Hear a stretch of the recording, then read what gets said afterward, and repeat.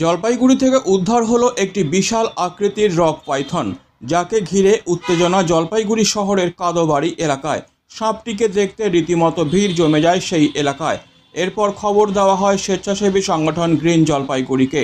Green জলপাইগুড়ির সদস্যরা সেখানে পৌঁছে পাইথনটিকে উদ্ধার করে বন দপ্তরের হাতে তুলে দেয় বলে জানিয়েছেন গ্রিন জলপাইগুড়ির সাধারণ সম্পাদক অঙ্কুর দাস।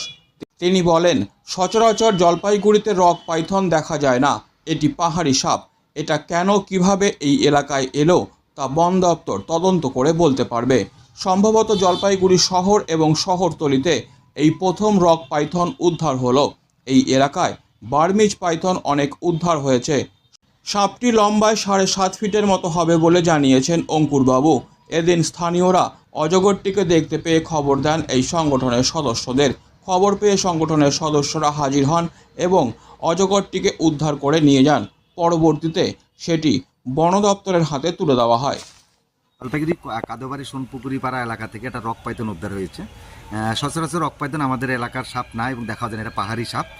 এটা কেন আসলো, কীভাবে আসলো, সেটা অবশ্যই বন দপ্তরের তদন্তের বিষয় এবং সম্ভবত জলপাইগুড়ি শহর এবং শহরতলিতেই প্রথম রক পাইথন উদ্ধার হয়েছে। অ্যাকচুয়ালি বার্মিজ পাইথন সেটা সবসময় উদ্ধার হয় জলপাইগুড়িতে। গত বছর বা গত কয়েক বছরে প্রচুর উদ্ধার হয়েছে, যে রক পাইথন এই প্রথম সম্ভবত উদ্ধার হয়েছে। কোথায় উদ্ধার করলেন, কীভাবে, কোথা থেকে? সোনপুকুরি পাড়া কাদোবাড়ি এলাকা থেকে উদ্ধার হয়েছে এবং এটা বাঁধের পাশে ছিল। এই সাপটা যদি উদ্ধার না হতো তাহলে করলা হয়ে তিস্তা হয়ে বাংলাদেশ চলে যাওয়ার একটা সম্ভাবনা ছিল এবং শিডিউল 1 একটা সাপ, যেটা আমাদের একটা ইন্ডিয়ান সম্পদ, সেই সম্পদটা হয়তো আমাদের নষ্ট হতো, অন্য দেশে চলে যেত। উদ্ধার হওয়াতে সেটা বেঁচে গেল এবং বন দপ্তরের হাতে তুলে দেওয়া হয়েছে।